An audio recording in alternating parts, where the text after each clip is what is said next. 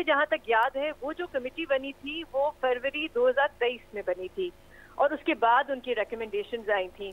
तो 16 महीने तो नहीं थे उसको इम्प्लीमेंट करने के लिए, जहाँ तक मुझे याद है। 16 महीने नहीं थे, लेकिन हाँ चले इम्प्लीमेंट करने के लिए। अब देखिए, एक तो वक्त कम था और दूसरी बात ये थी कि इलेक्शन भी सर पे खड़े हुए थे। शायद उस वक्त हुकूमत जो थी वो इतने मुश्किल फैसले नहीं करना चाह रही थी, जैसे डेवलपमेंट फंड्स के हवाले से भी उसमें जिक्र था। इस बार अब 5 साल है आपके पास, अब जो भी रिकमेंडेशन आएंगी आराम आराम से उनको इम्प्लीमेंट किया जा सकता है again if there is a will. लेकिन मेरे ख्याल से कुछ रिकमेंडेशंस उसमें थी बहुत अच्छी, जैसे उसमें सिक्योरिटी प्रोटोकॉल को कम करने की बात की गई थी। एसयूवीज उन्होंने कहा था जरूरी नहीं है कि आप सरकारी अफसरान को एसयूवीज दें। डिस्क्रेशनरी फंड जो ISI-IB का है उसको खत्म करें। पेंशन सबसे अहम चीज, जो जजेस की पेंशन है वो तकरीबन 9 से 10 लाख है इस वक्त।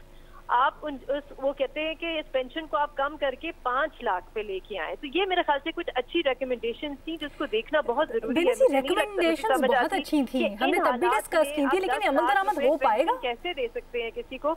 एक चीज मैं जरूर ऐड करूंगी अलीना, एक उसमें ये भी रिकमेंडेशन थी कि जो MNA सेनेटर्स और MPs हैं उनकी भी तनख्वाहें और जो अलाउंसेस हैं उनको 15% कम किया जाए।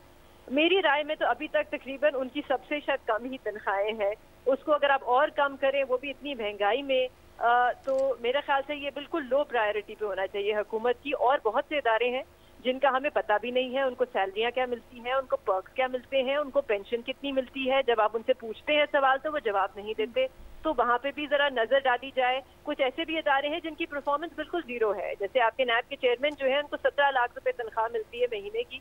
पता नहीं किस बात की, हमें नहीं पता उनकी क्या परफॉर्मेंस है। Benazir, it all comes down to, क्या आपको लगता है कि इंटेंट और विल इस दफा इतनी मजबूत है कि इसके ऊपर अमल दरामद हो पाएगा, जो सब कुछ आप बोल रही हैं? इस वक्त जब आप इकोनॉमिस्ट से बात करें तो वो यही कहते हैं कि फाइनेंशियली सिचुएशन बहुत बुरी है इस वक्त मुल्क की।